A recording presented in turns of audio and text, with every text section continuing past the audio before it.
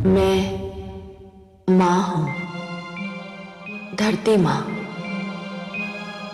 भगवान श्री विष्णु ने जब ये कहा कि अमृत पाने के लिए सागर मंथन आवश्यक है, तो वास्तव में वे ये कह रहे थे कि अपने गुणों और अवगुणों को जानने के लिए जीवन और मन का मंथन आवश्यक है। और श्री विष्णु का ये कथन आज भी उतना ही सार्थक है जितना कल था। और इस मंथन के लिए विरोधियों की सहायता भी लेनी पड़े तो उसमें संकोच नहीं करना चाहिए। विरोधियों के विचारों को केवल ये समझकर रद्द कर देना उचित नहीं कि ये विचार उनके हैं जो हमें अच्छे नहीं लगते। देवराज इंद्र किस प्रकार ये महान कार्य संपन्न करते हैं और दानवों को किन तर्कों से उनके विचार बदलने पर विवश करते हैं, इसकी प्रतीक्षा मैं भी कर रही हूं। अमृत वो अनमोल वस्तु है जिसे पीकर हम सब मृत्यु पर विजय पा सकते हैं। जिसको पीने वाला अमर हो जाता है, मृत्यु उसके निकट भी नहीं आ सकती। मृत्यु तो यूं भी मेरे शिष्यों के निकट नहीं आ सकती है देवराज। आ भी जाए तो उल्टे पांव लौट जाती है। आप भूल रहे हैं कि मेरे पास संजीवनी मंत्र है। दैत्य गुरु शुक्राचार्य, आप महान विद्वान हैं, महाज्ञानी हैं। संजीवनी मंत्र ने आपको इतना शक्तिशाली बना दिया है कि कोई आपके समक्ष सिर नहीं उठा सकता। फिर भी क्या मैं आपसे एक बात पूछ सकता हूं? अवश्य पूछिए देवराज, मैं आपको निराश नहीं करूंगा। यह सत्य है कि संजीवनी मंत्र के कारण दानव मृत्यु के भय से मुक्त हो चुके हैं। उन्हें मृत्यु आ भी जाए तो आप उन्हें पुनर्जीवन प्रदान कर देंगे। परंतु यदि आपको कुछ हो गया तब क्या होगा दैत्य गुरु? आप कहना क्या चाहते हैं देवराज? यही कि यदि दानव मर जाएं तो संजीवनी मंत्र उन्हें जीवित कर देगा, पर यदि मृत्यु ने आप पर आघात कर दिया तो आपको कोई जीवित न कर सकेगा, संजीवनी मंत्र भी नहीं।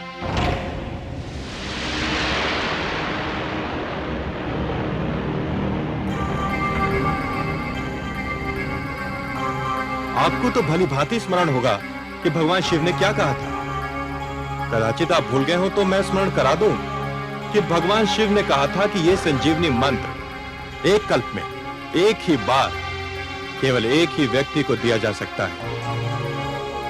इसका अर्थ यह हुआ दैत्य गुरु कि यह खेल उसी समय तक सीमित है जब तक आप हैं।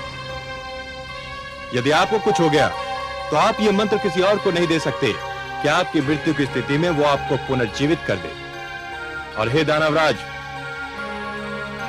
यदि दैत्य गुरु शुक्राचार्य नहीं रहे तो आप सबका क्या होगा? आप सब भी एक एक करके मृत्यु की गोद में समाते जाएंगे। केवल अमृत ही हम सबको मृत्यु से बचा लेगा।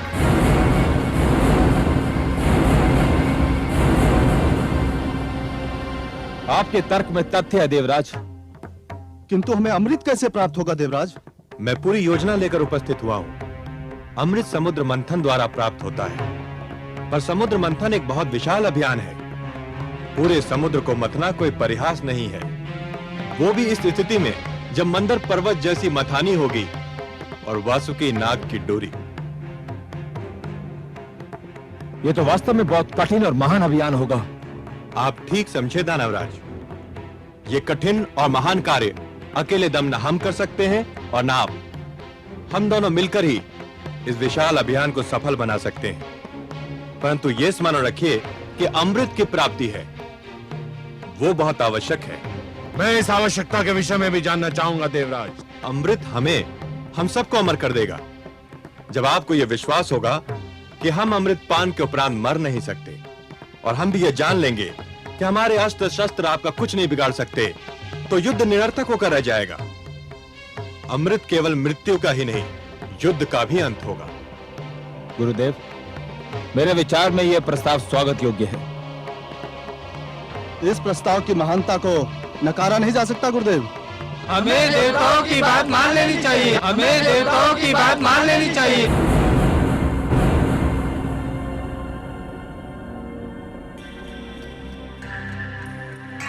देवताओं से ये आशा रखना कि वो सद्भावना के कारण हमसे सहयोग और समझौता चाहते हैं, मरुस्थल से ये आशा रखने के समान है कि वो मधुवन में बदल जाएगा।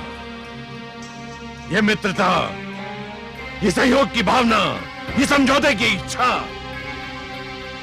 देवताओं के मन में अचानक कहां से जाग उठी देवराज इंद्र। ठोकर खाने वाले ही संभलने की चेष्टा करते हैं दैत्य गुरु। पराजय हमारे लिए वो ठोकर सिद्ध हुई जो हमें संभलने पर विवश कर रही है। सच तो यह है कि हम बार बार के युद्ध से ऊब गए हैं। दानवराज, क्या मैं समझूं कि आपने प्रस्ताव स्वीकार कर लिया है? मुझे देवताओं पर तनिक भी विश्वास नहीं है, परंतु देवराज आपके इस तर्क ने मुझे निरुत्तर कर दिया है कि मैं संजीवनी मंत्र से सबको जीवित कर सकता हूं, परंतु स्वयं को नहीं। मेरी मृत्यु की स्थिति में मेरे शिष्यों का भविष्य अंधकार में डूब जाएगा। अपने शिष्यों के हित के लिए मुझे आपका प्रस्ताव स्वीकार करने में कोई आपत्ति नहीं है।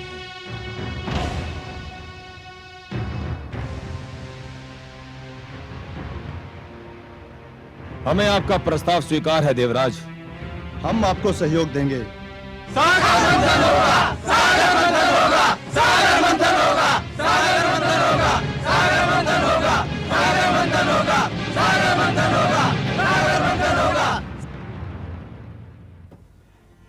आज तो हमारे देवराज ने चमत्कार कर दिया महादेवी। जिस प्रकार ज्वार के समय समुद्र की लहरें तट को तोड़कर आगे निकल जाती हैं, उसी प्रकार आज देवराज इंद्र के तर्क दानवों की बुद्धि के आगे निकल गए। जैसे सूर्य दीपक की महत्ता को कम कर देता है, वैसे ही आज देवराज ने दैत्य गुरु शुक्राचार्य को निरुत्तर कर दिया। जिस युद्ध को देवराज हार चुके थे, उसी युद्ध को उन्होंने दानवों की सभागार में जीत लिया। उन्होंने यह सिद्ध कर दिया देवी कि युद्ध केवल रणक्षेत्र में नहीं होता, विवाद क्षेत्र में भी होता है, और उसे विवाद क्षेत्र में जीता भी जा सकता है। भोर समय का भूला सांझ पड़े घर लौट आए तो उसे भूला नहीं कहते। लगता है देवराज वास्तव में ठोकर खाकर संभल गए हैं। आज तो उन्होंने दैत्य गुरु शुक्राचार्य जैसे विद्वान को भी तर्कहीन कर दिया। हाँ, परंतु हमारे देवराज का मन सूर्य की भांति बड़ा विचित्र है देवी। जब अंधेरे से सवेरा निकलता है, तब सूर्य की किरणें बहुत शीतल होती हैं, परंतु जैसे जैसे दिन चढ़ता जाता है, वैसे उन किरणों की शीतलता लुप्त हो जाती है और वही किरणें ताप की वर्षा करने लगती हैं। अभी तो हमारे देवराज के मन में पराजय का घाव हरा है। जब यह घाव भर जाएगा, तब हमारे देवराज इंद्र कितने विनम्र रहते हैं, यह देखना आवश्यक है देवी। परंतु आज तो वे दानवों से सहयोग प्राप्त करने में सफल हो ही गए। आपके परामर्श के अनुसार सागर मंथन तो होकर ही रहेगा। हाँ महादेवी, देवराज की सफलता यह दर्शा रही है कि उनका कार्य तो समाप्त हो गया। अब मेरा कार्य आरंभ होना है। दानव सागर मंथन के लिए उतावले हैं, तो फिर हमें भी देर नहीं करनी चाहिए। पक्षीराज,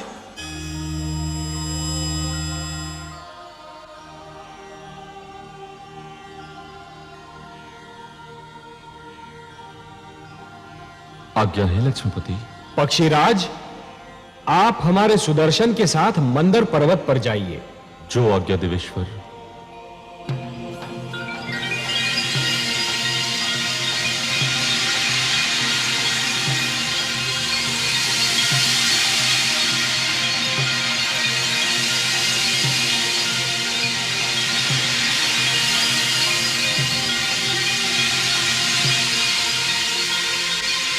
हे सुदर्शन, आप पक्षीराज के साथ मंदर पर जाइए और मंदर पर्वत को जड़ से काट दीजिए।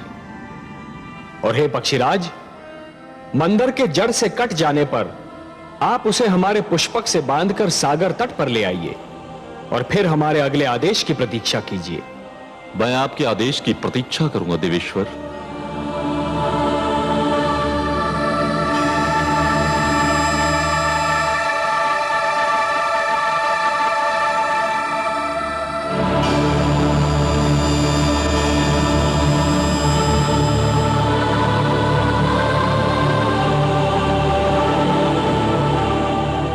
सुदर्शन, आप अपने कार्य का शुभ आरंभ कीजिए।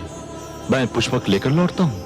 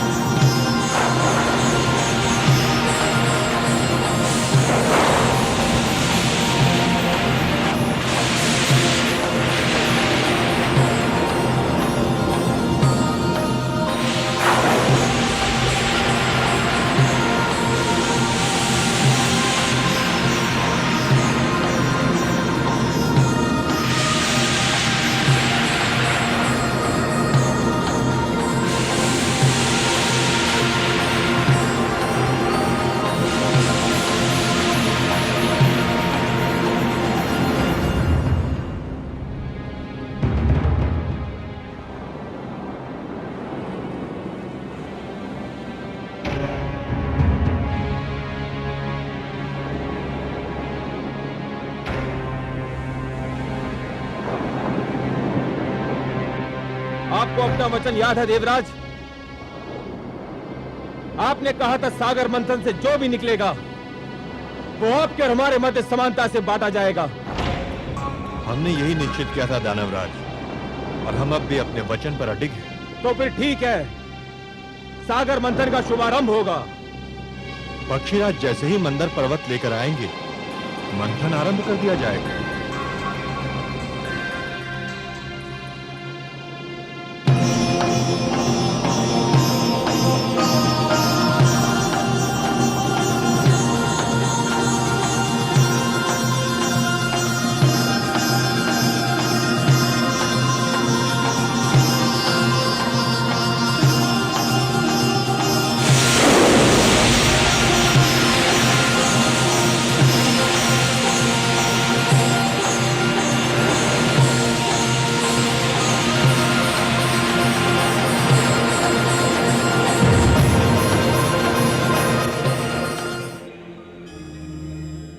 नारायण नारायण। आइए देवर्षि। प्रणाम माता। प्रणाम सर्वेश्वर। प्रणाम। आपने बुलाया मुझे? हाँ देवर्षि, हमें आपका सहयोग चाहिए। हे लक्ष्मी नारायण, ये तो आपकी महानता है कि आप मेरी सेवा को सहयोग का नाम देते हैं।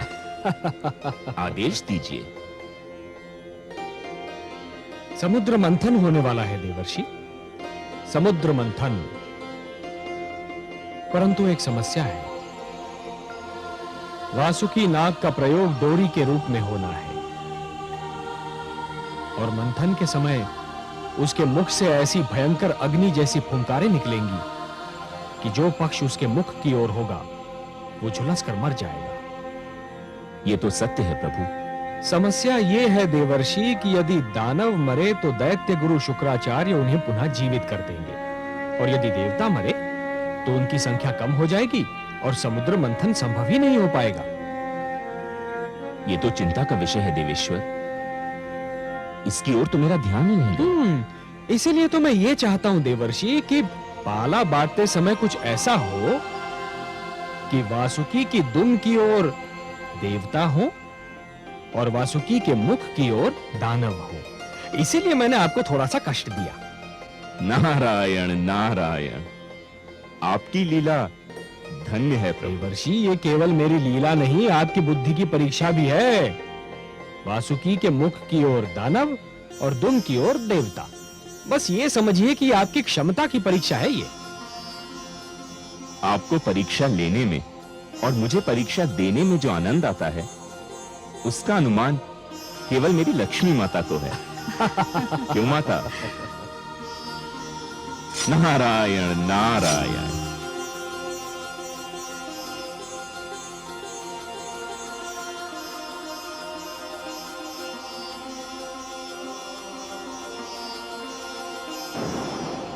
नहीं देवराज, हम दुम का छोर पकड़ेंगे और तुम देवतागण मुख की ओर रहोगे। ये नहीं हो सकता। दानव पक्ष वासुकी के मुख का छोर पकड़ेगा और हम दुम की ओर रहेंगे। दानवराज ने जो कह दिया वही होगा। हमारे देवराज के निर्णय भी कोई नहीं बदल सकता। तो फिर समझ लो संधि समाप्त हो गई और समझौता भी टूट गया। नारायण नारायण। आइए देवर्षि, स्वागत है।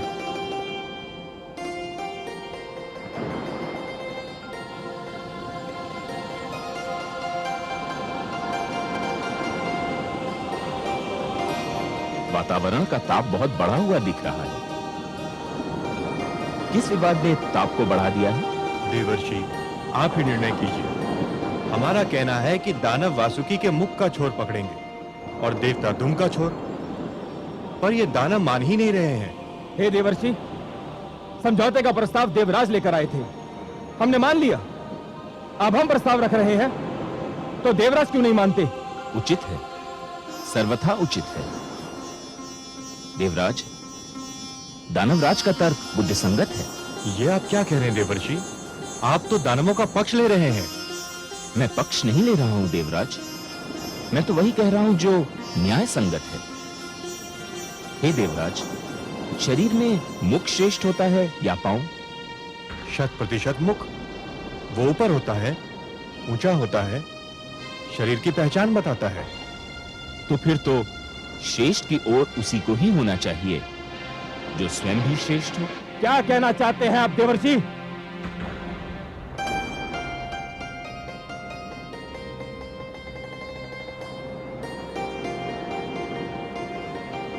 मैं ये कहना चाह रहा हूं दानवराज कि जिस प्रकार शरीर में मुख श्रेष्ठ होता है, उसी प्रकार सृष्टि में देवता श्रेष्ठ हैं। इसलिए वासुकी के मुख की ओर तो देवताओं को ही होना चाहिए।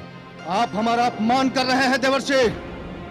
हमने देवताओं को परास्त किया है, युद्ध क्षेत्र में उन्हें सर झुकाने पर विवश कर दिया था।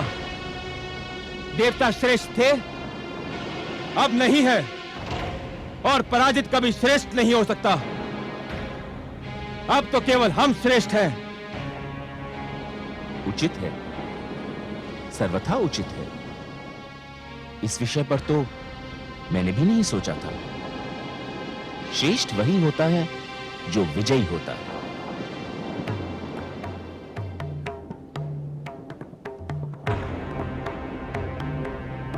हे देवेंद्र, अब इस कटु सत्य को मान ही लीजिए कि विजयी होने के कारण दानव श्रेष्ठ हो चुके हैं।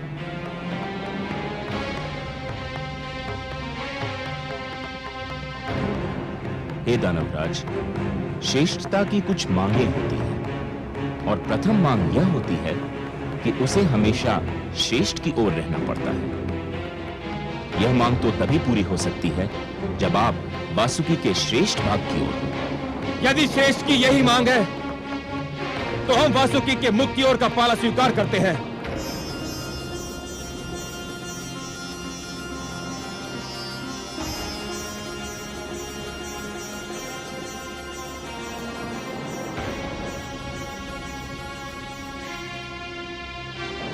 आप वास्तव में श्रेष्ठ हैं दानवराज।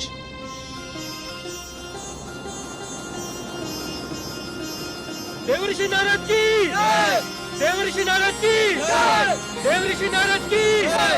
नारायण नारायण।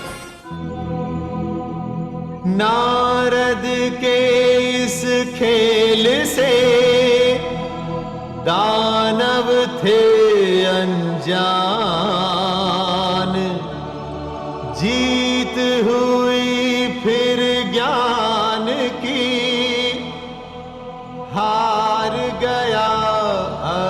अज्ञान।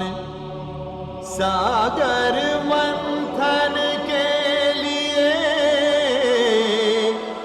दोनों दल तैयार, लेकिन क्या हो पाएगा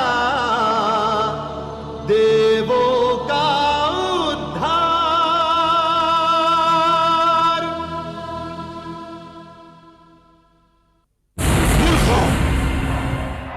तुम जानते हो कि वासुकी के मुख की ओर रहने से क्या होगा?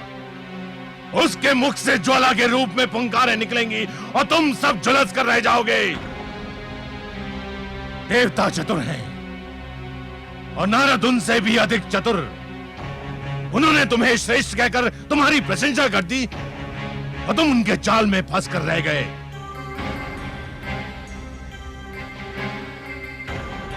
परंतु गुरुदेव, अब तो हमने उनका प्रस्ताव मान लिया है। यदि अब हमने उनका निर्णय नहीं माना तो हमारे अपने लोग हमें संदेह की दृष्टि से देखने लगेंगे। भूल मेरी थी जो मैंने तुम लोगों पर भरोसा किया। मुझे स्वयं वहां पर उपस्थित रहना चाहिए था। अब क्या होगा गुरुदेव? बाण धनुष से निकल चुका है। जाओ, जाकर मंथन आरंभ करो। मुझे स्वयं देवताओं की चतुराई पर दृष्टि रखनी है। जाओ। जो आज्ञा गुरुदेव।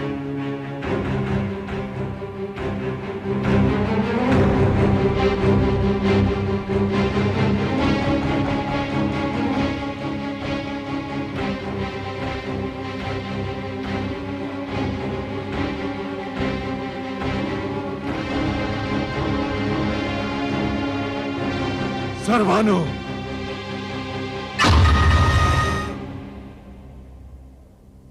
आज्ञा गुरुदेव। सर्वानु, समुद्र मंथन होने जा रहा है।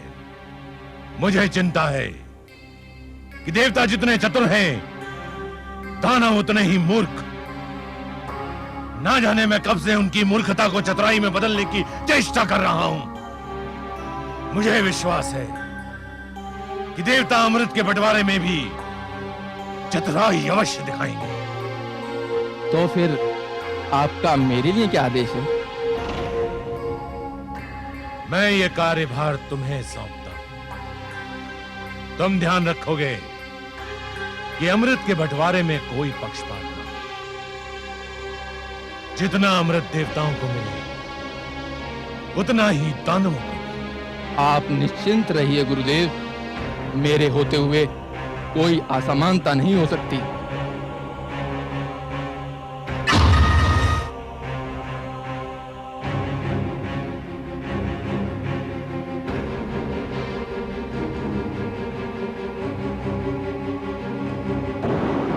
हे पक्षीराज, अब पर्वत को उठाइए और इसे समुद्र के बीचों बीच रख दीजिए।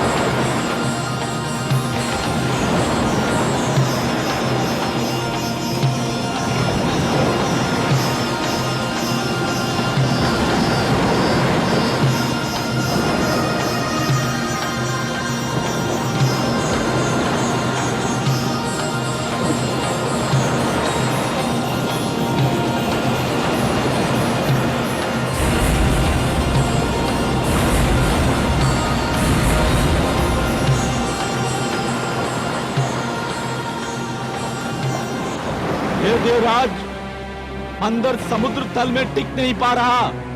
यदि इसे समुद्र के नीचे कोई ठोस वस्तु ना मिली तो ये डूब जाएगा। इसे कोई ठोस आधार चाहिए। तो फिर मंथन कैसे होगा देवराज? कोई उपाय तो करना ही होगा। हम इतने बड़े आकार की कोई ठोस वस्तु कहाँ ढूंढने जाएंगे जिस पर मंदराचल टिक सके? मेरी तो बुद्धि काम नहीं करती। हमें कोई ठोस चट्टान तो ढूंढनी ही होगी। ये जटिल कार्य तो आप देवताओं को ही सुहाएगा। हमें अनुमति दीजिए। दानवराज ठीक कह रहे हैं, हमारे पास नष्ट करने को समय नहीं है। चलो दानवीरो, हो चुका सागर मंथन। ठहरिए दानवराज। देवराज, हम ठहर कर क्या करेंगे? मंथन तो संभव नहीं है। समुद्र मंथन यदि इतना सरल होता, अमृत का मिलना यदि इतना सहज होता दानवराज, तो यह कार्य कब का हो चुका होता। परंतु जैसे नागमणि को प्राप्त करने के लिए जोखिम झेलना पड़ता है, वैसे अमृत प्राप्त करने के लिए कठिनाइयों से तो जूझना ही होगा। परंतु इस कठिनाई का तो कोई उपाय दिखाई नहीं देता। उपाय है।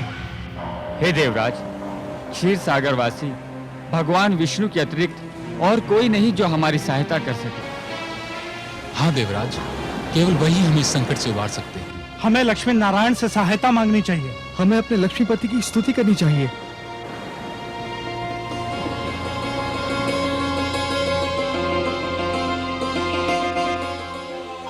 ये धरती से पुकार उठ रही है। मुझे बुलाया जा रहा है। हाँ कमल नयन, संकट बढ़ रहा है।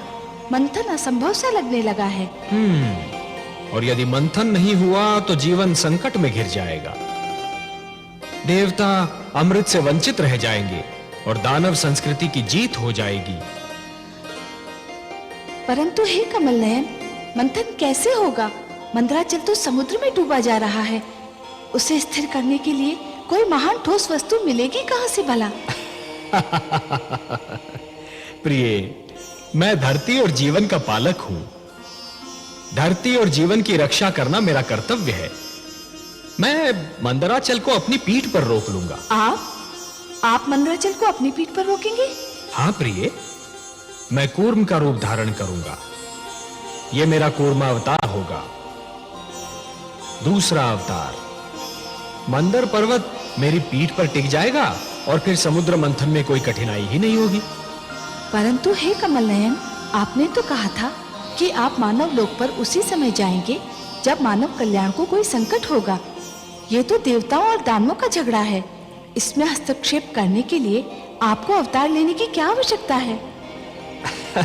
हे महादेवी, मैंने कहा ना कि यदि सागर मंथन नहीं हुआ तो दानव संस्कृति जीत जाएगी। और यदि दानव संस्कृति जीत गई तो सर्वप्रथम मानव संस्कृति को मिटा देगी।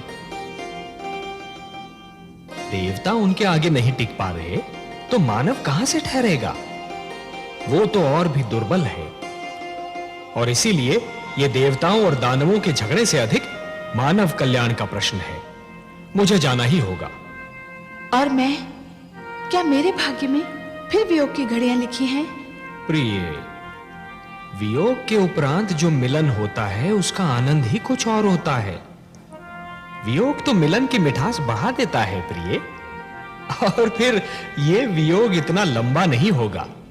हम शीघ्र फिर मिलेंगे और यह मिलन इतना सुंदर होगा प्रिय कि आप इसे कदापि नहीं भूल पाएंगी। मैं तो वियोग शब्द सुनते ही उदास हो गई थी, परंतु आपके सुंदर मुख से मिलन शब्द सुनते ही मैं आनंद विभोर हो उठी हूं। कैसा होगा अपना ये मिलन कमल नयन? इस बार आप मेरी भुजा में लीन अवश्य होंगी महादेवी, पर आपका जन्म सागर मंथन से होगा। समुद्र मंथन से जो अनमोल रत्न निकलेंगे उन्हीं के साथ आप भी निकलेंगी। हे महादेवी, अमृत और आप, यही दो तो इस सागर मंथन की सबसे सुंदर उपलब्धियां होंगी। आप प्रेम का प्रतीक हैं, ममता का स्वरूप है, और जीवन के लिए प्रेम और ममता अमृत से कम नहीं देवी। सत्य पूछिए तो प्रेम और ममता तो अमृत से भी कहीं अधिक सुंदर और महान है। अमृत तो केवल देवताओं के लिए होगा देवी, परंतु आप इस सागर मंथन की सबसे महानतम उपलब्धि होंगी, क्योंकि आप ही मानव कल्याण का सर्वश्रेष्ठ साधन बनेंगी।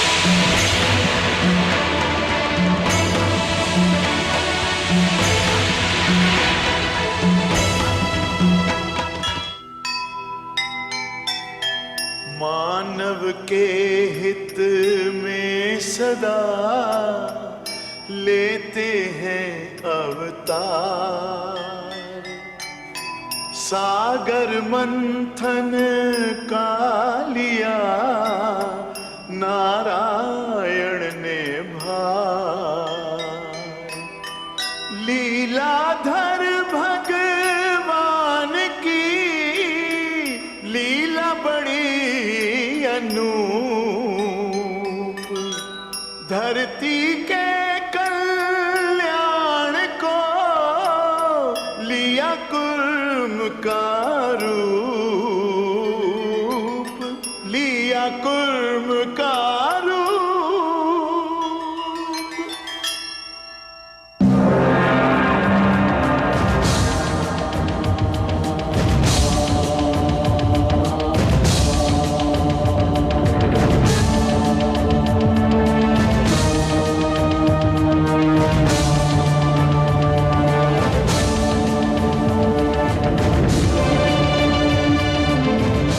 हे देवगण, तुमने मुझे पुकारा, मैं आ गया हूं।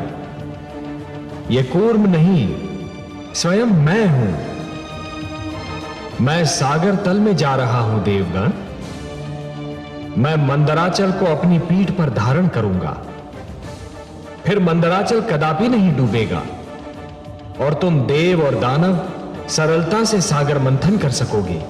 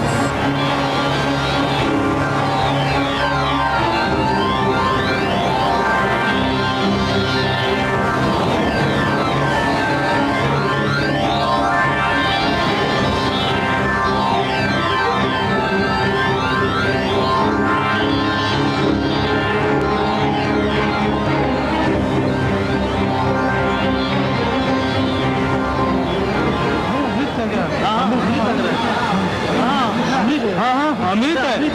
अमृत लग रहा है। हाँ।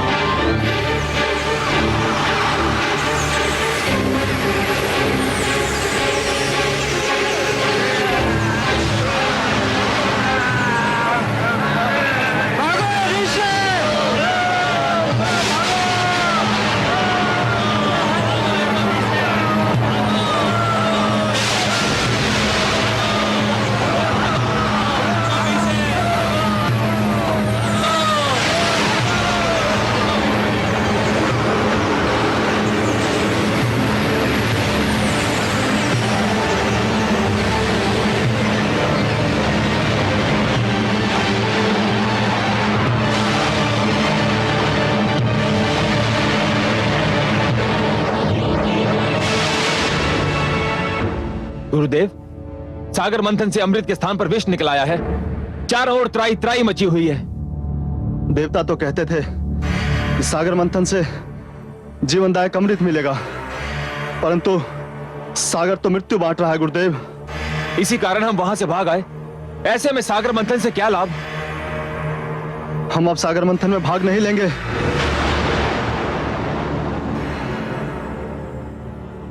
मूर्खता मत दिखाओ। तुमने ये कैसे मान लिया कि सागर मंथन से केवल अमृत निकलेगा, और वो भी सबसे पहले? मूर्खों, इस मंथन से अनेक ऐसे पदार्थ, अनेक ऐसे रत्न निकलेंगे जिसकी किसी ने कल्पना भी ना की होगी। परंतु गुरुदेव, अभी तो सागर तट पर जाना मृत्यु को निमंत्रण देना होगा। वहां चारों ओर विषैली वायु के बादल फैले हुए हैं और फैलते ही जा रहे हैं। वहां तो खड़े रहना भी असंभव है। ना जाने ये कैसा विष है। इस विष का नाम है कालकूट, और ये हलाहल है। परंतु तुम क्यों चिंता करते हो? मेरे पास भी संजीवनी मंत्र है, और मैं तुम्हें मरने नहीं दूंगा। तुम सब मेरे आश्रम में ही ठहरो और इस विपत्ति के टलने की प्रतीक्षा करो। तुमसे अधिक तो देवता चिंतित होंगे, क्योंकि देवताओं के लिए मंथन और अमृत तुम्हारी तुलना में अधिक महत्व रखता है। अब देखना है कि वो इस विपदा को टालने के लिए क्या उपाय करते हैं। जो आज्ञा गुरुदेव। रक्षा कीजिए, रक्षा कीजिए।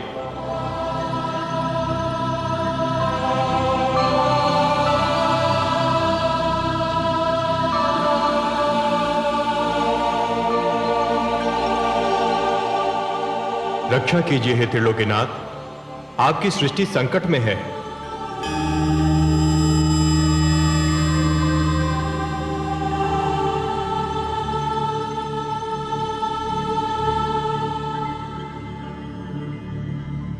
हे विश्वेश्वर, सागर मंथन से जीवनदायक अमृत के स्थान पर प्राणघातक विष निकला है। सृष्टि में हाहाकार मचा है। हे आदि प्रजापति, हे देवगण, जीवन को अमर बनाने के लिए मृत्यु से हर पग पर टकराना तो अवश्य पड़ता है। इसी संघर्ष में तो जीवन का सौंदर्य निहित है। जब शिशु माता के गर्भ में होता है तो उसे हर क्षण मृत्यु से संघर्ष करना पड़ता है। शिशु के जन्म से पूर्व माता भी जीवन और मृत्यु के इसी संघर्ष का अनुभव करती है।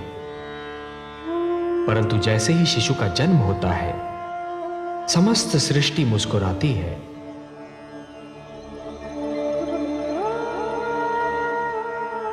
यदि अमृत की प्राप्ति इतनी सरल होती देवगण, तो जीवन और मृत्यु का यह संघर्ष और उसकी यह कथा कब की समाप्त हो चुकी होती। परंतु हे जगदीश्वर, समुद्र में यह विष आया कहां से? ये तो आदि प्रजापति श्री ब्रह्मा की संतान मानव का चमत्कार है।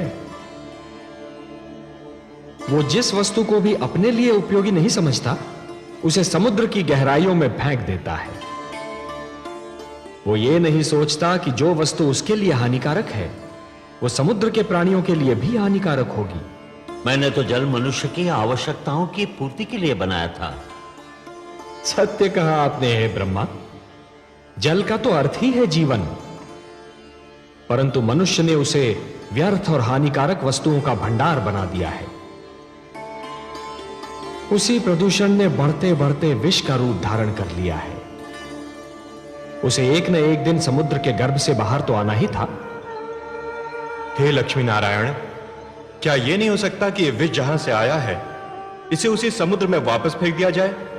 नहीं देवराज, नहीं। यह समस्या का समाधान नहीं है। यह तो समस्या से भागने का एक असफल प्रयत्न है। यदि इस विष को पुनः समुद्र के गर्भ में फेंक दिया गया तो वो दृष्टि से ओझल अवश्य हो जाएगा, पर उसके अस्तित्व का अंत नहीं होगा। वो कल फिर समुद्र के गर्भ से बाहर निकलेगा, किसी और पीढ़ी के लिए संकट बनेगा। देवराज, संकट का समाधान अगली पीढ़ी के लिए छोड़ देना स्वार्थ है, कुनीति है। हे सर्वेश्वर, सागर मंथन आपके आदेश के कारण आरंभ हुआ था। अमृत की प्राप्ति हमारे लिए नितांत आवश्यक है, परंतु इस विष के कारण मंथन स्थगित हो चुका है। आपका आदेश अधूरा रह गया है। हम मंथन करके आपके आदेश का पालन करना चाहते हैं, परंतु यह विष बाधा बन गया है।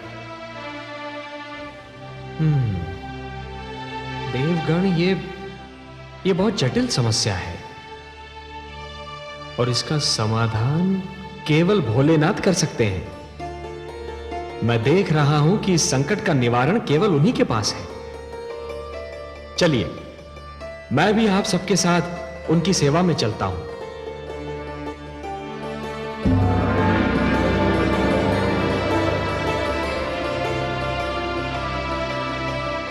महादेव की जय हो।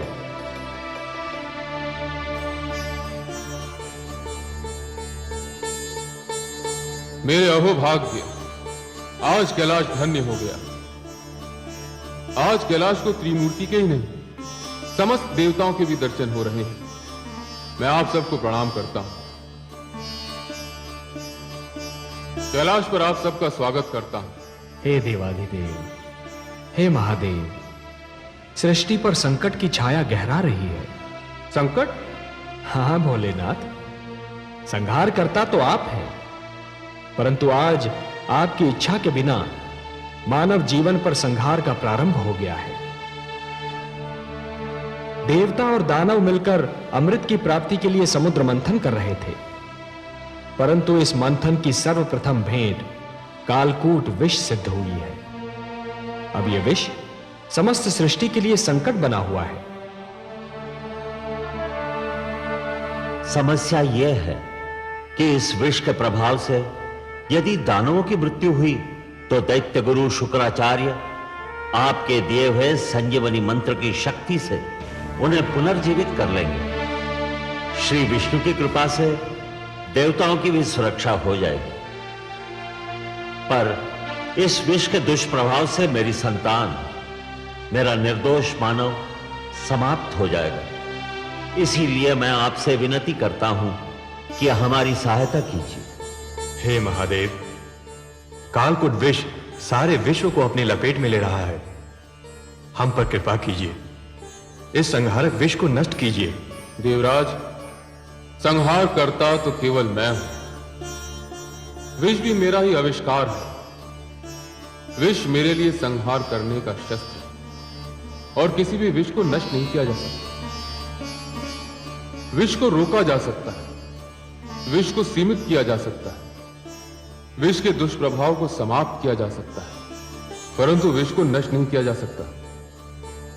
और हां देवराज, संसार में कालकूट ही एकमात्र विष नहीं है।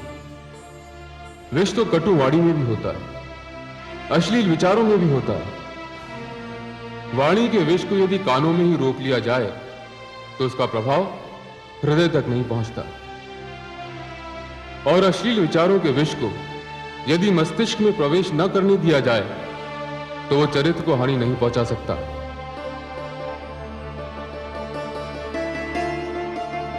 जहां अमृत होता है वहां विष का होना तो स्वाभाविक है, परंतु आप धन्य हैं भोलेनाथ, आप धन्य हैं।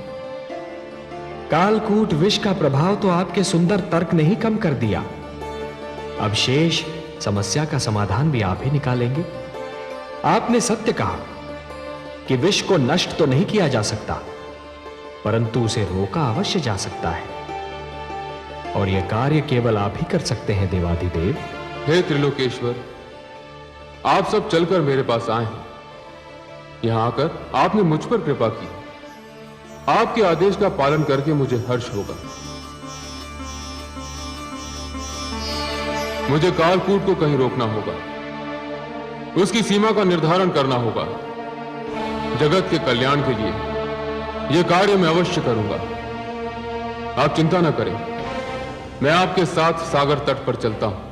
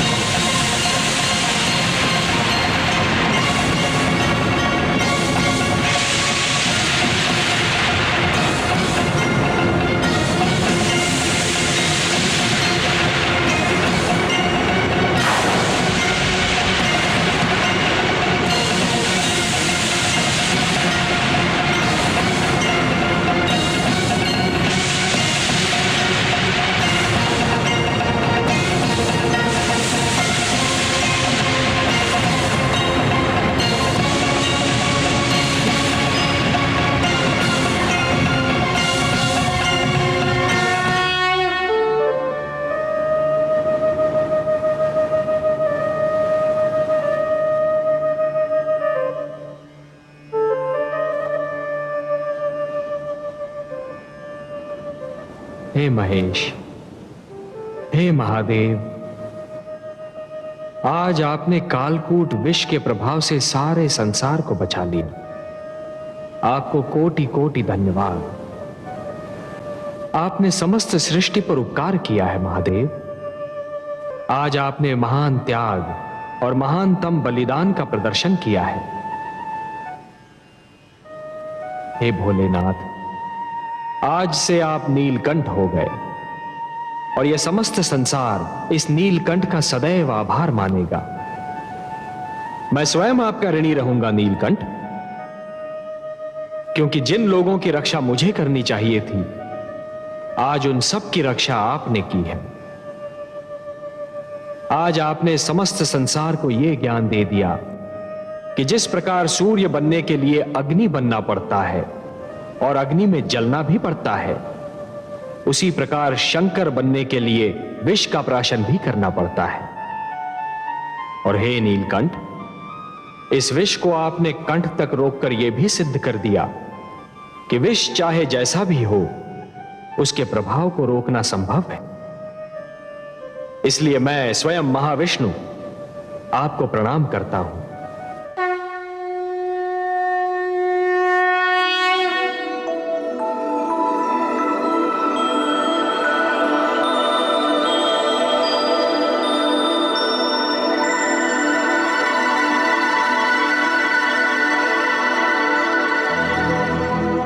सबकी रक्षा के लिए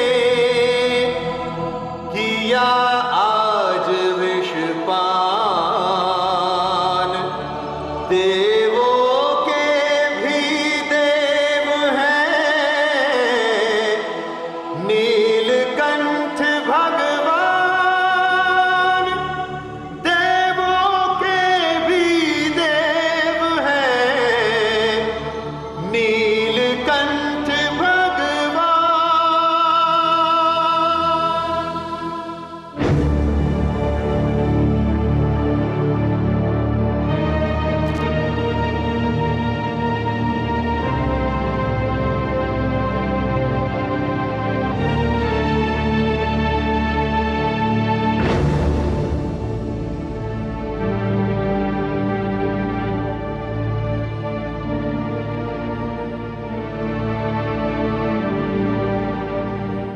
अभिवादन है दैत्य गुरु शुक्राचार्य। कालकूट का संकट टल गया। श्री शिव शंकर ने कृपा की और उसे अपने कंठ में रोक लिया।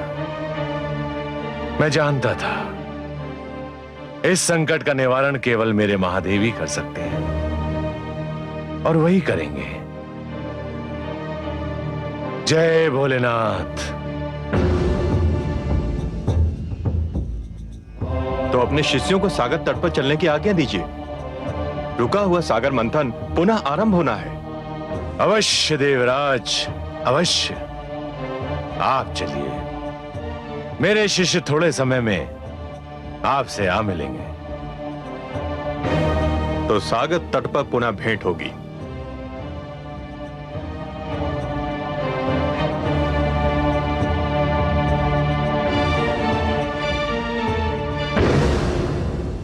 गुरुदेव, क्या मैं पुनः जाना होगा? हाँ, ना केवल जाना होगा, बल्कि सागर मंथन में भाग भी लेना होगा। अमृत कितना महत्वपूर्ण है, यह केवल मैं जानता हूं। देवराज इंद्र की बात भूल गए तुम? संजीवनी मंत्र जितना तुम्हारे लिए आवश्यक है, अमृत उतना ही मेरे लिए आवश्यक है। तुम सब तुरंत सागर तट पर पहुंचो।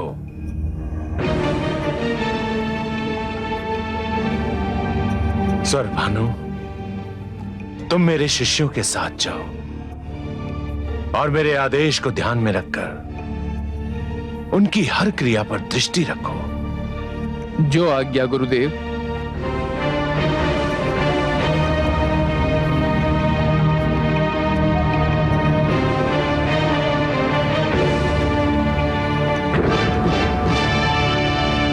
देवराज, हम आ गए।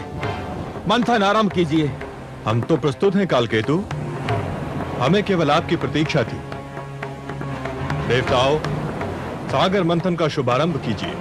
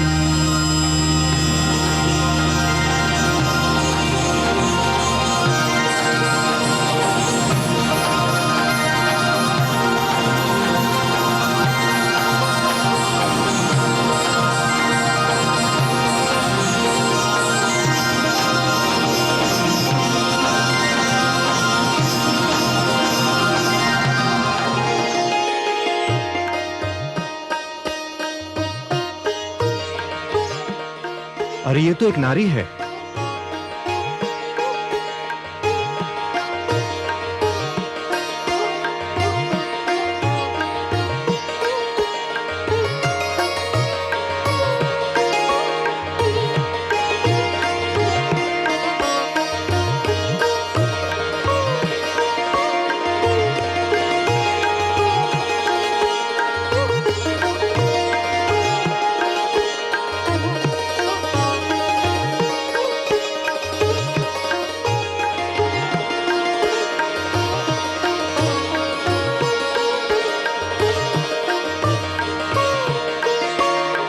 हर्षल, इतनी सुंदर नारी कभी देखी थी पहले?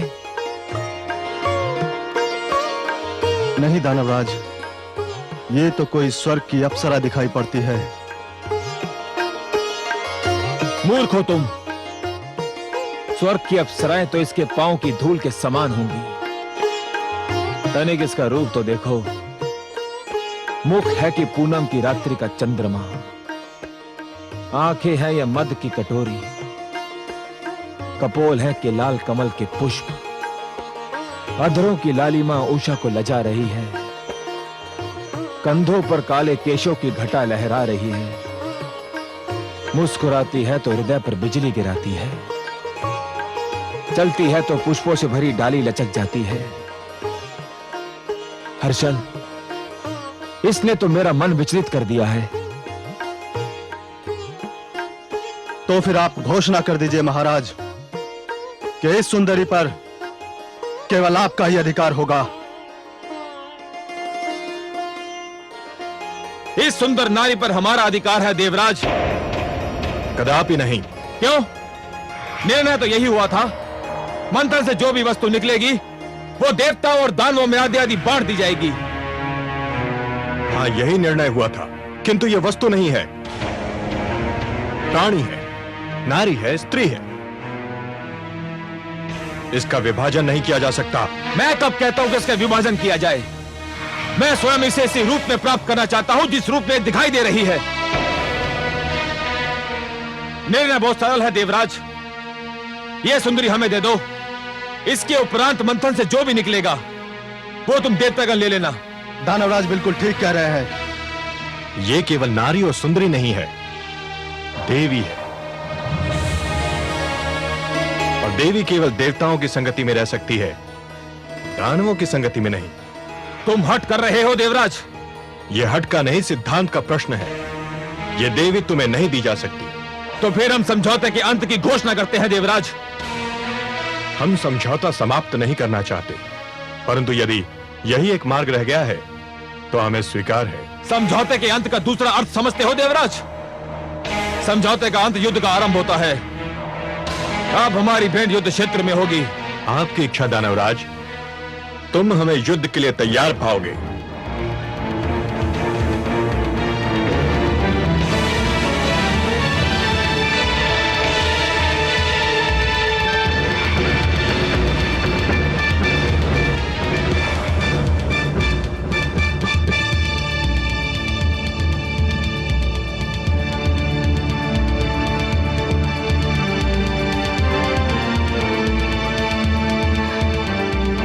हे कमल नयन, हे पद्मनाभ, कहाँ हैं आप? मुझ विरह की मारी पर कृपा कीजिए। मेरी आंखें आपके दर्शन को तरस रही हैं। मेरी आत्मा आपको पुकार रही है। दर्शन दीजिए भगवान।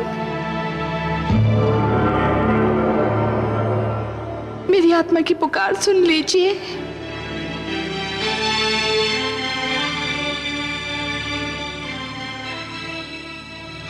महादेवी, कमल नयन, आपने हमें पुकारा, हम आ गए आपके पास।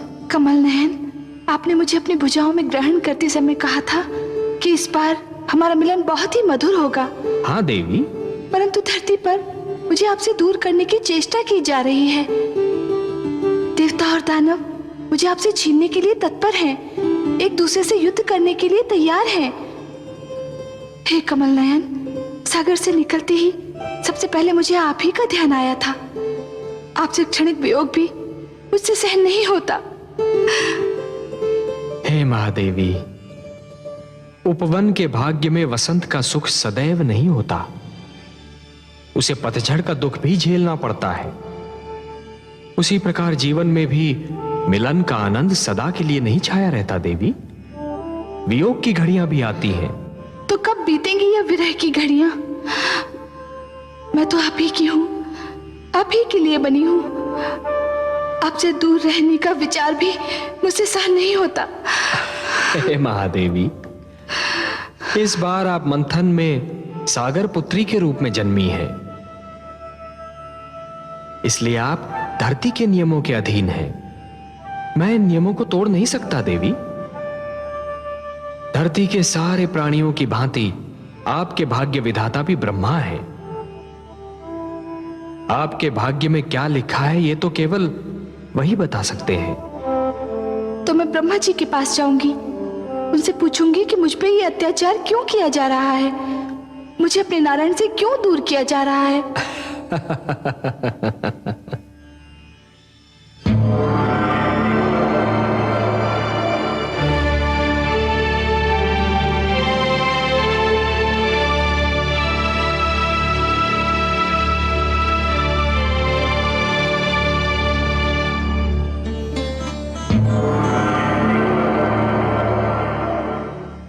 हे ब्रह्मा,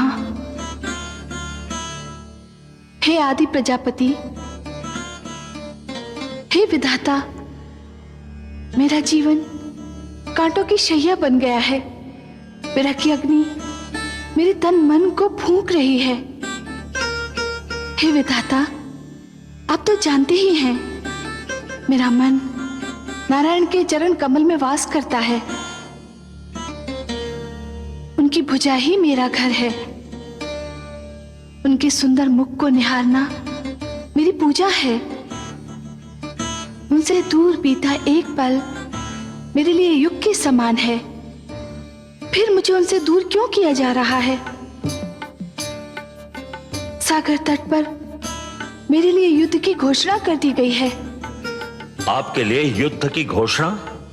हाँ विधाता, मेरे लिए युद्ध घोषित किया गया है। देवता और दानव मेरे लिए झगड़ रहे हैं। देवता चाहते हैं कि मैं उनकी संगति में रहूं, और दानवों की इच्छा है मैं उनकी संपत्ति बन जाऊं। हे विधाता, आपने मेरे भाग्य में क्या लिख दिया जो ये अत्याचार मुझ पर हो रहा है? हे देवी, अवश्य ही ये अत्याचार है, परंतु मैंने आप ही के लिए नहीं, हर नारी के लिए एक नियम बनाया है। वो नियम यह है कि नारी पर उसकी इच्छा जाने बिना कोई अपना अधिकार नहीं जमा सकता। पर वे जमा रहे हैं अधिकार। वे भ्रम में हैं, वे मेरे नियम को तोड़ रहे हैं। मैं ऐसा नहीं होने दूंगा।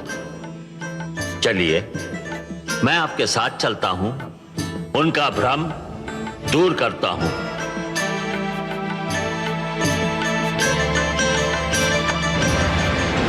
देवताओं, ध्यान रहे कि समझौता तोड़ने की स्थिति तुमने बनाई थी, हमने नहीं। हम तो अब भी कहते हैं सागर मंथन से जन्मी सुंदरी हमें दे दो, हमारा समझौता बना रहेगा। ये संभव नहीं कालकेतु, हम तुम्हारी ये मांग नहीं मान सकते। इसके लिए यदि युद्ध होता है तो हमें कोई चिंता नहीं। चलो वीरो, आक्रमण करो। ठहरो।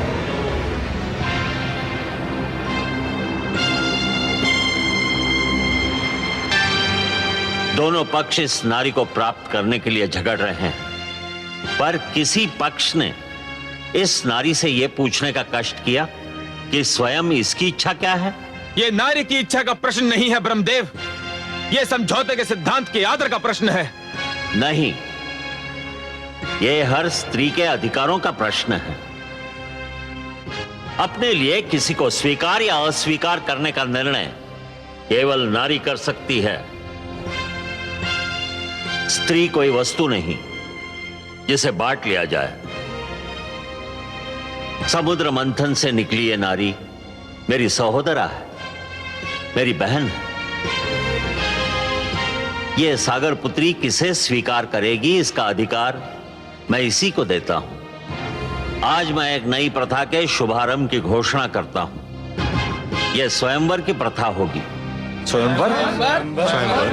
हाँ, स्वयंवर, जो हर नारी का अधिकार होगा।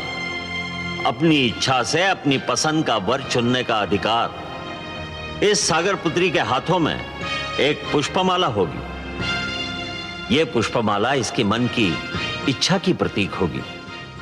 फिर यह सागर पुत्री जिसके गले में यह माला डाल देगी, समझा जाएगा उसी को इसने अपना वर चुन लिया। मैं समस्त देवता और दानव समाज को इस सागर पुत्री के स्वयंवर समारोह में भाग लेने का निमंत्रण देता हूं।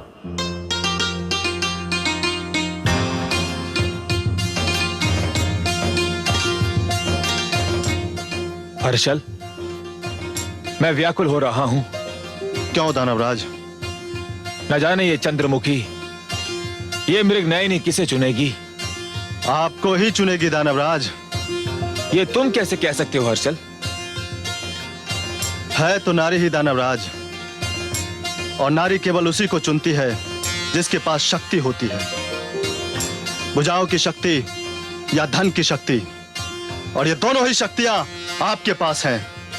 दानवराज, आपने देवताओं को परास्त किया है।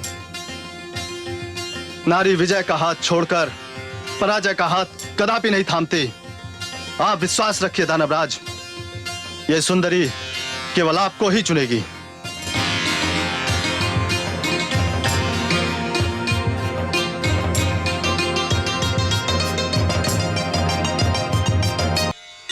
नारायण नारायण।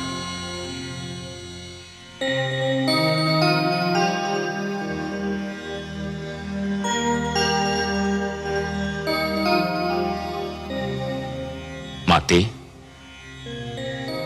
जिसके अधरों की मधुर मुस्कान सारे संसार को आनंद का संदेश देती है, जिसके सुंदर मुखड़े का ध्यान ही प्राणियों के मन में उजाला कर देता है, आज स्वयं वही दुख और चिंता की मूर्ति बनी हुई है। किस चिंता ने आपके सुंदर मुख को अपनी छाया से ढक रखा है माते? मैं बहुत दुखी हूं देवर्षि, बहुत चिंतित, बहुत हताश। कल ब्रह्मा जी ने मेरा स्वयंवर रखा है। कल मुझे किसी के गले में वरमाला डालनी ही है। तो इसमें इतनी चिंता की क्या बात है माते? मुझे तो ये चिंता है देवर्षि कि इस स्वयंवर समारोह में उन्होंने सभी को आमंत्रित किया है, पर मेरे नारायण को कोई निमंत्रण नहीं भेजा। मैं तो उनके अतिरिक्त किसी और के गले में वरमाला डालने की सोच भी नहीं सकती। और पिताश्री ने उन्हीं को नहीं बुलाया? हाँ, यही चिंता मुझे व्याकुल किए जा रही है। ये तो वास्तव में अन्याय है। आप ही कुछ कीजिए ना देवर्षि। मैं अपने नारायण से विनती अवश्य कर सकता हूं, पर बिना निमंत्रण के वे आएंगे या नहीं, ये तो उन पर ही निर्भर करता है। नारायण नारायण।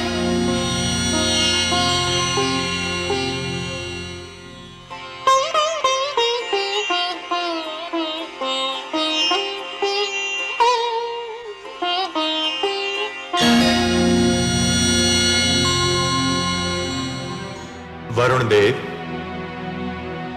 चंद्रदेव नहीं आए अभी तक? संध्या की बेला हो गई है, बस उदय होने ही वाले होंगे।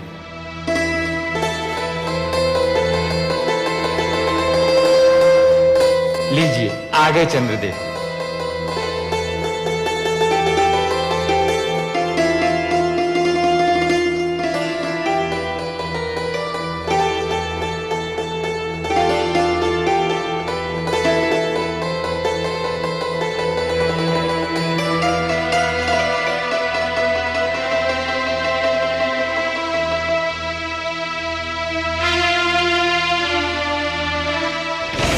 हे ब्रह्मा,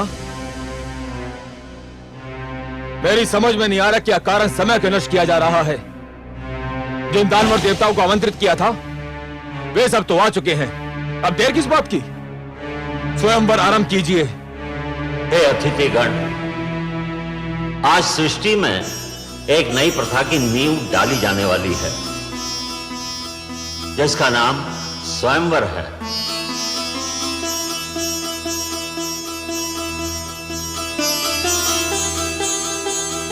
अर्थात अपनी इच्छा से अपने लिए वर चुनने का अधिकार केवल कन्याओं को प्राप्त होगा।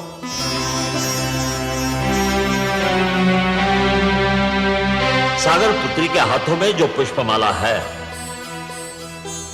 इसे ये उसी के गले में डालेंगी जिसको ये अपने योग्य समझेंगी, जो इनका मनभावन होगा।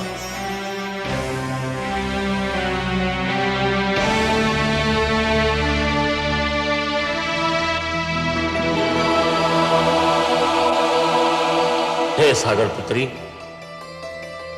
आपको ये माला यहां उपस्थित अतिथियों में से किसी एक के गले में डालनी ही होगी। और हे अतिथिगण, आप भी जान रहे, सागर पुत्री के चुनाव को कोई चुनौती नहीं दे सकता।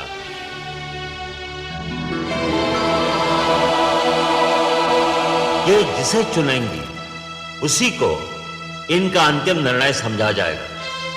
उस पर कोई विवाद नहीं करेगा, किसी को भी आपत्ति करने का अधिकार नहीं होगा। हे देवी, मैं स्वयंवर समारोह के आरंभ की घोषणा करता हूं। आगे बढ़िए और जिसे आप अपने योग्य समझें, उसके गले में यह पुष्पमाला डाल दें।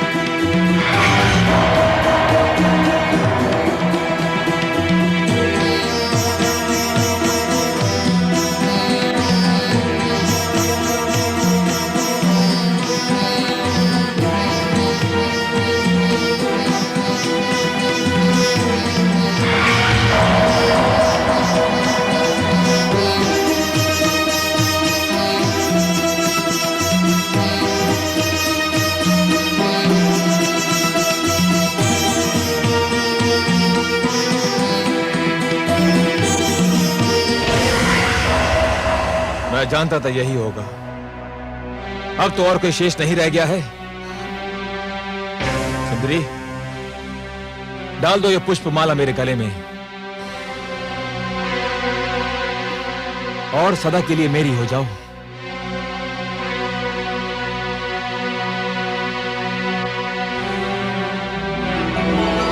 सुंदरी, इतना विलंब क्यों?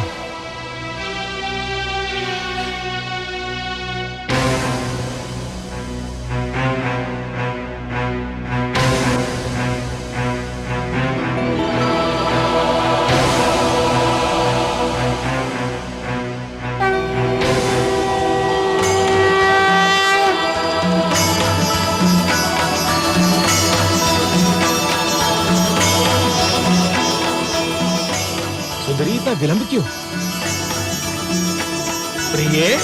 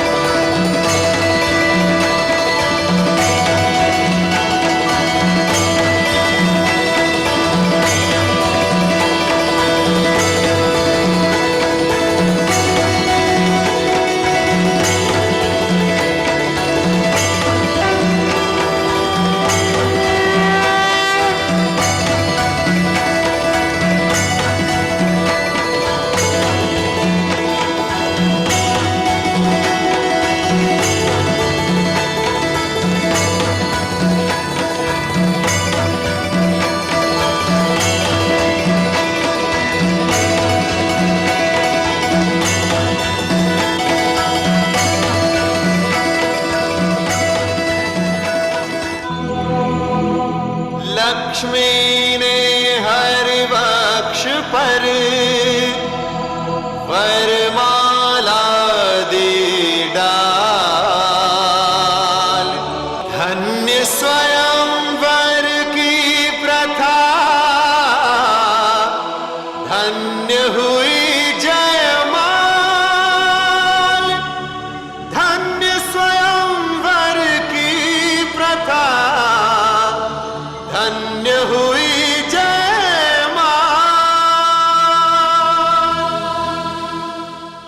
लक्ष्मी नारायण की, लक्ष्मीपति की, लक्ष्मी नारायण की, लक्ष्मीपति की, लक्ष्मी नारायण की, लक्ष्मीपति की। स्वागत है सर्वेश्वर। स्वागत है माता। आइए।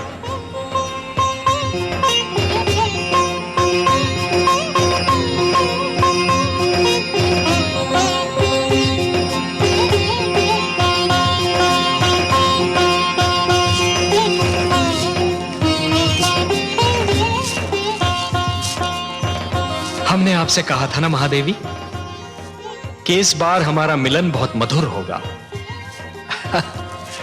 ऐसा जिसे आप कदापि नहीं भूल पाएंगी। कैसा लगा आपको ये मिलन? बहुत सुंदर, बहुत मधुर, अनुपम। किंतु हे कमल नयन, जब तक आप नहीं आए थे मेरे हृदय की गति रुकी जा रही थी। एक क्षण का भी और विलंब करते आप तो। विलंब क्यों करता देवी? आपका मन मुझे पुकार रहा था। जब भी कोई मुझे मन से पुकारता है तो मैं उसके पास जाने में एक क्षण का भी विलंब नहीं करता। और आप तो देवी, जिन रंगों से हमारा जीवन चित्र बना है ना, उस चित्र के सुंदरतम रंग आप हैं। आपके बिना तो हमारा जीवन अधूरा है, अस्तित्व अधूरा है। तो आपके पास आने में मैं विलंब क्यों करता?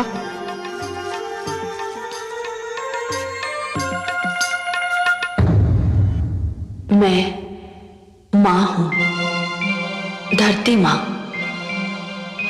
श्री विष्णु ने अपना वचन निभाया। सचमुच माता लक्ष्मी से इस बार उनका मिलन इतना अधीर था कि स्वयं मेरी आंखों में हर्ष के आंसू छलकने लगे। दानव एक बार फिर अपनी हार पर क्षुब्ध होकर रह गए। वे शायद इसके बाद मंथन पर भी तैयार न होते, पर दैत्य गुरु शुक्राचार्य अब अपने लिए अमृत पाने को इतना व्याकुल थे कि उन्होंने अपने दैत्य शिष्यों को सागर मंथन में सहयोग देने पर विवश कर दिया। मंथन फिर आरंभ हुआ। सागर ने अपने गर्भ में छिपे अनमोल कोष लुटा दिए। समुद्र की तह से कामधेनु निकली।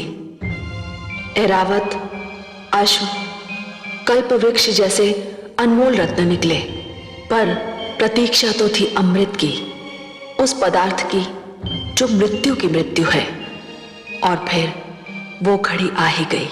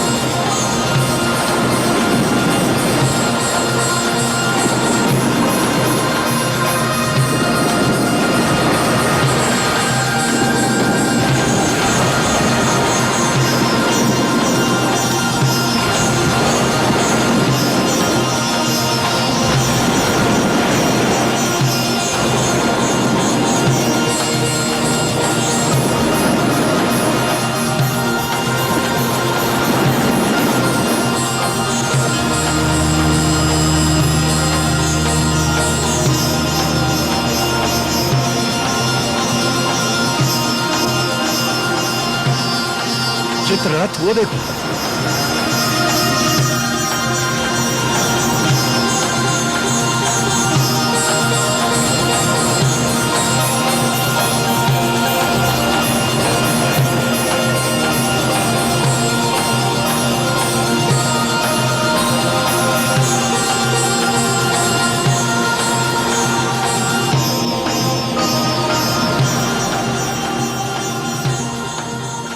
उस कलश में अवश्य ही अमृत होगा। अमृत? अमृत?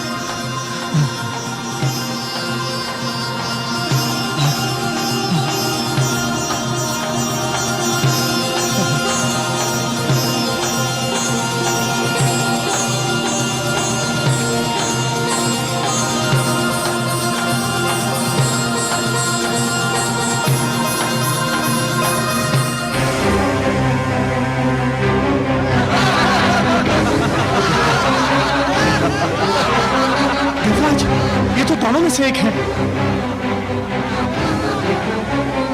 हमारे साथ धोखा हुआ है।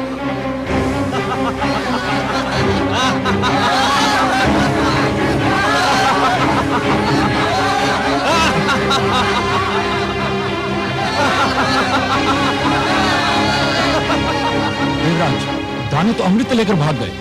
अब तो संजीवनी मंत्र उनके गुरु के पास है और अमृत उनके हाथों में। ये तो सर्वनाश हो गया देवराज। हमारे साथ भयंकर छल हुआ है। अब क्या होगा?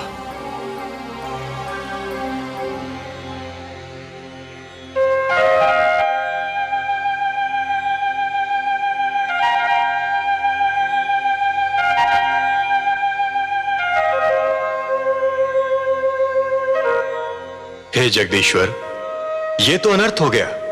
दानव अमृत कलश लेकर भाग गए। संजीवनी और अमृत दोनों की शक्ति पाकर तो वे समस्त सृष्टि का सर्वनाश कर डालेंगे। असंभव।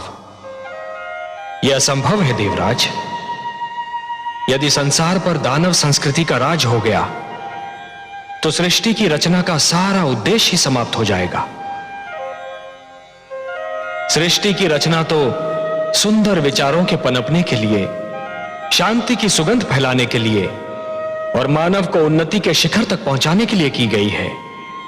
नहीं देवेंद्र, नहीं। धरती पर दानवी विचारों के लिए कोई स्थान नहीं है। दानव संस्कृति का उत्थान सृष्टि के सौंदर्य का अंत होगा और मैं यह कदापि नहीं होने दूंगा देवेंद्र। आप चिंता न कीजिए। अमृत पर केवल देवताओं का अधिकार है और अमृत कलश को आप तक पहुंचाना मेरा उत्तरदायित्व। हे त्रिलोकीनाथ, आप चाहें तो क्या नहीं कर सकते।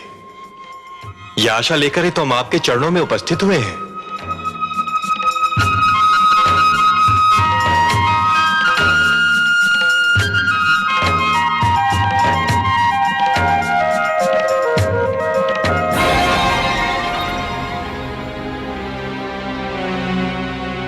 हे स्वर भानु, हम तुम्हारे आभारी हैं।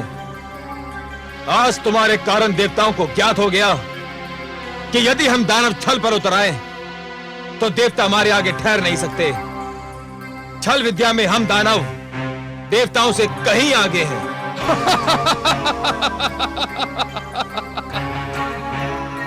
मुझे तो गुरुदेव ने भेजा ही इसी उद्देश्य से था कि मैं अमृत को देवताओं के हाथों में ना पड़ने दूं।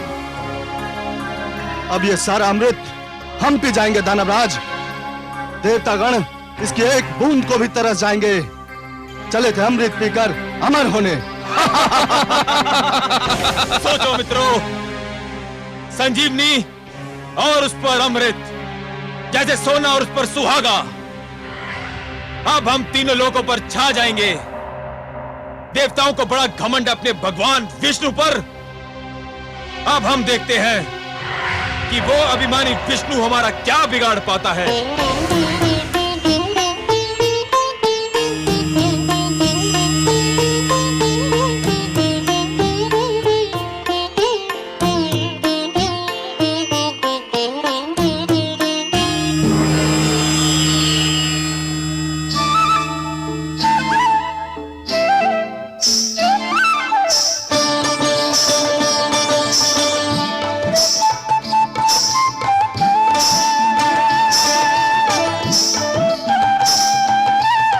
कलश स्वरभानु और अमृत का वितरण आरंभ करो।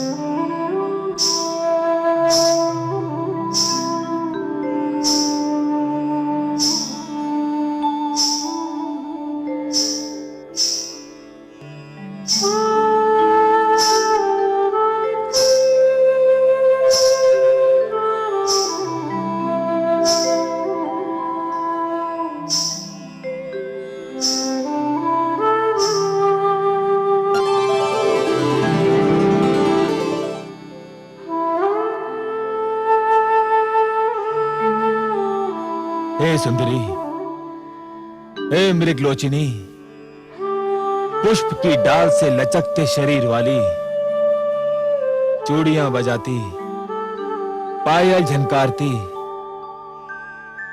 हमारे मन पर बिजली गिराती,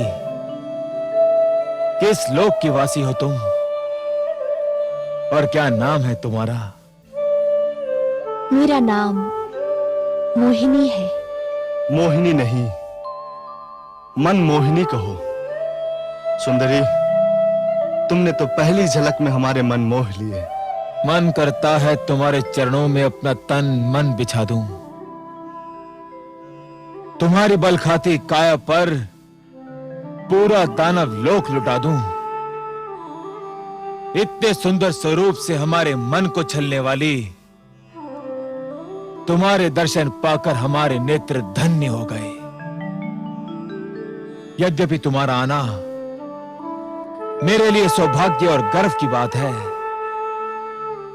परंतु मेरे सभागार की शोभा बढ़ाने का उद्देश्य क्या है? मैंने सुना है कि तुम दानवों ने अमृत प्राप्त कर लिया है। तुम्हारे गुरु के पास संजीवनी मंत्र और तुम्हारे पास अमृत। अब तो कोई तुम्हारे सामने सिर उठा ही नहीं सकता। शक्तिशाली को कौन प्रणाम नहीं करता। इसलिए मैं तुम्हें इस दोहरी सफलता पर बधाई देने आ गई। ऐसे नहीं सुंदरी, ऐसे नहीं। फिर कैसे? हमें बधाई देना है तो तुम्हारे पांव में बंधी जिस पायल ने हमारे हृदय की धड़कनें तीव्र कर दी, उसी छम छम से हमें बधाई दो। तुम्हारी जिस बोली ने हमारे मन की वीणा के तारों को छेड़ दिया, उसी बोली द्वारा हमें बधाई दो। अपने सुंदर मुखड़े को दमका के, अपनी कंचन काया को लचका के हमें बधाई दो। तुम जैसे महाशक्तिमान की इच्छा पूरी न करूं, मुझ में ये साहस नहीं।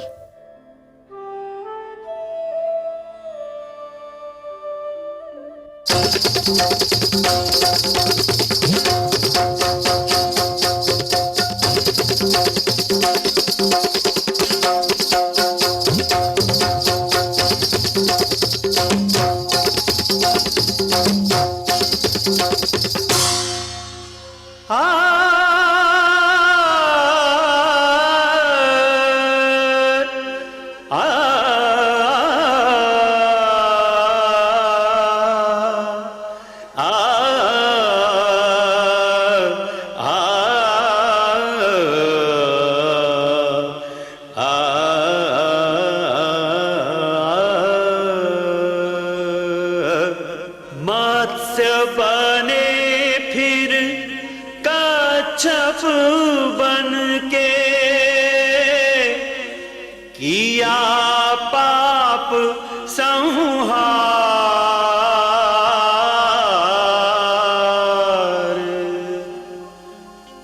अब नारी के रूप में प्रगटे,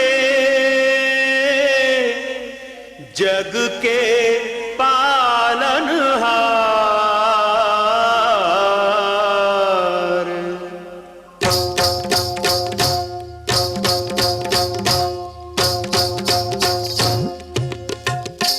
देखो आज लियो हरि रूप मोहनिया, आज लियो हरि रूप मोहनिया, जो इस जग को नाच नचाए, जो इस जग को नाच नचाए। देखो उस नटवर ने बांधी पैंजनिया, जनक जनन झुमक छनन, जनक जनन झुमक छनन। देखो आज लियो हरि रूप मोहनिया। निसा निसा रे सारे पग मरे सा निसा रे धा नि पा म ग म नि द प नि सा रे पग मरे सा निसा रे मरे सा निसा रे मरे सा निसा।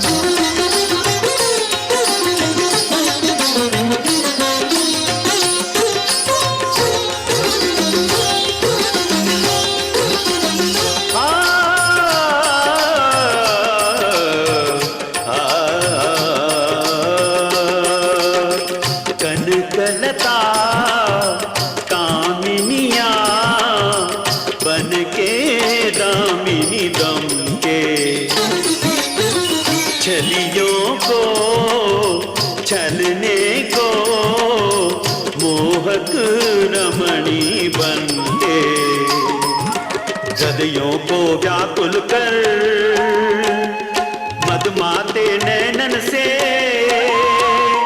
नैन बाण मारत है। आज चक्र को तज के देखो विश्व सजन भय, आज सजनिया विश्व सजन भय, आज सजनिया, जो इस जग को नाच नचाए, जो इस जग को नाच नचाए। देखो उस नटवर ने बांधी पैंजनिया।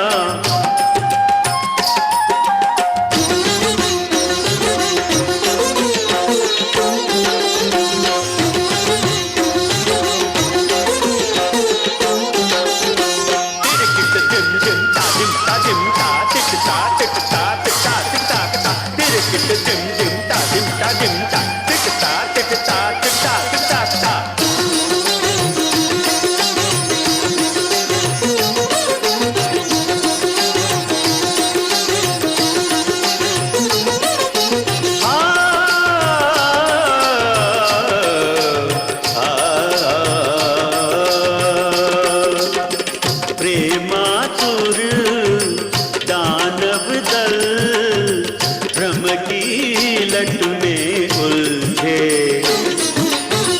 वश में कर दैत्यों को मन ही मन प्रभु हर्षे। यौवन की ज्वाला है, चितवन की हाला है, हर मन मत वाला है, कुछ होने वाला है। देखो सबको छकावत माया हिरनिया, सबको छकावत माया हिरनिया। जो इस जग को नाच नचाए, जो इस जग को नाच नचाए, देखो उस नटवर ने बांधी पैजनिया। आज लियो हरि रूप मोहनिया, आज लियो हरि रूप मोहनिया।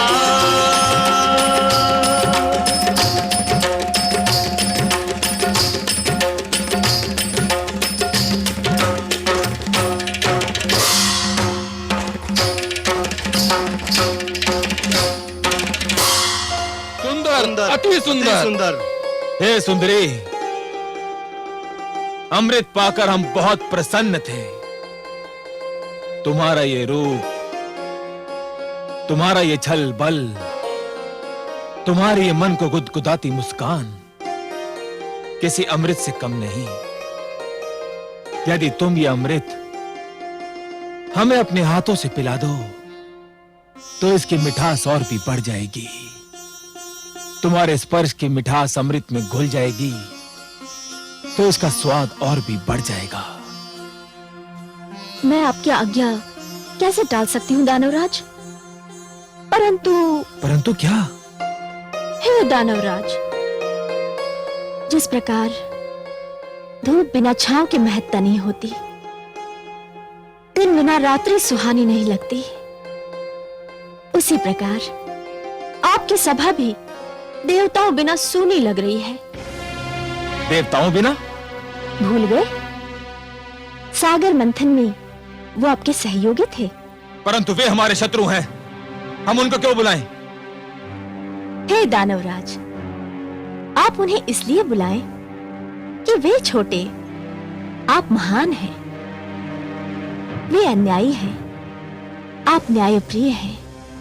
वे छलिए हैं, पर आप निश्चल हैं। न्याय कहता है कि इस अमृत पर उनका भी अधिकार है। निश्चलता कहती है कि आधा अमृत आप पिए और आधा वे। महानता कहती है कि छोटों को भुला देना भी छोटापन है।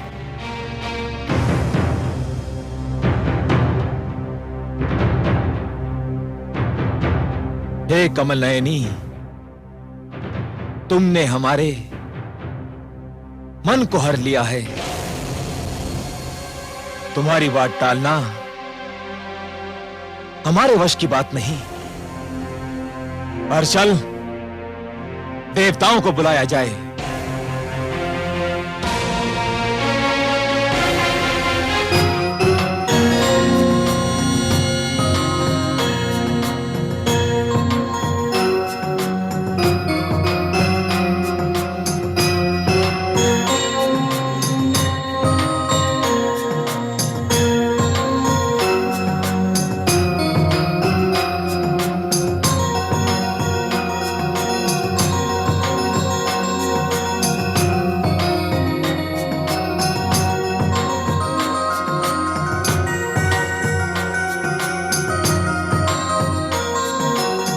हे सुंदरी, अमृत का वितरण आरंभ करो। हमसे और अधिक धीरज न धरा जाएगा। अतिथि सत्कार दानवलोक की परंपरा है। इस परंपरा को निभाने के लिए मैं पहले देवताओं को अमृत पान का अवसर दूंगी।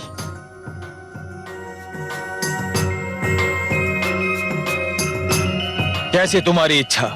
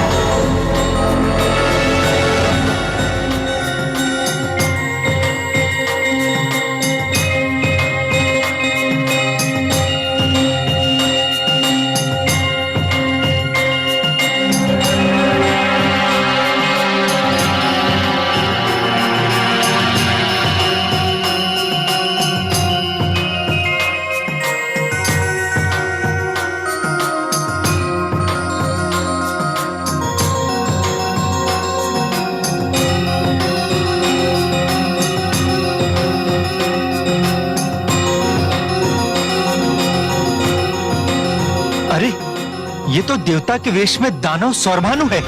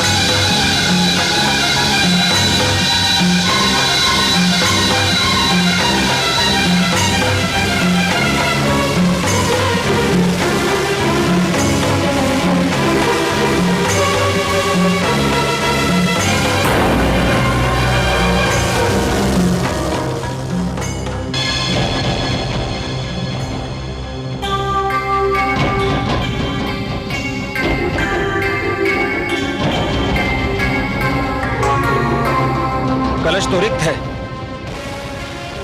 विष्णु ने सारा अमृत देवताओं को पिला दिया। छल, महाछल! विष्णु ने एक बार फिर हमसे छल किया, हमें मोहिनी बनकर ठग लिया। विष्णु, सावधान! मैं यहां हूं कालकेतु।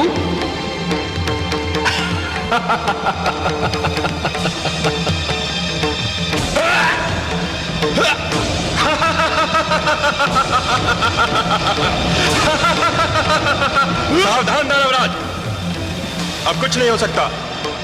स्मरण है, हम अमृतपान कर चुके हैं।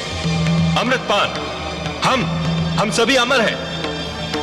अब तुम, तुम्हारे शस्त्र और तुम्हारी सेना हमारा कुछ नहीं बिगाड़ सकते, कुछ भी नहीं बिगाड़ सकते कालकेतु।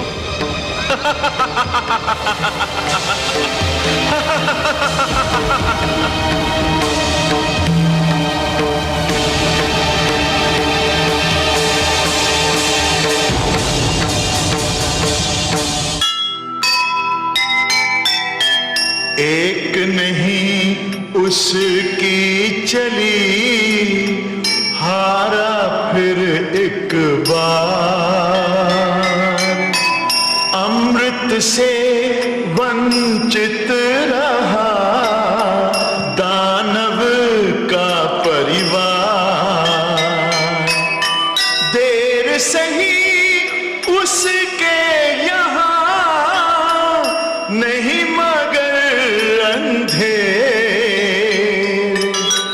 जो अमृत के योग्य है पाए देर सवेर, पाए देर सवेर। जो सुनेगा ये पुराण पाएगा सुख और ज्ञान, पाएगा सुख और ज्ञान। कर्म को ही धर्म जान, प्रेम की तू छेड़तान, प्रेम की तू छेड़तान। बीते युग बता रहे हैं, बीते युग बता रहे हैं, सत्य पथ पे चल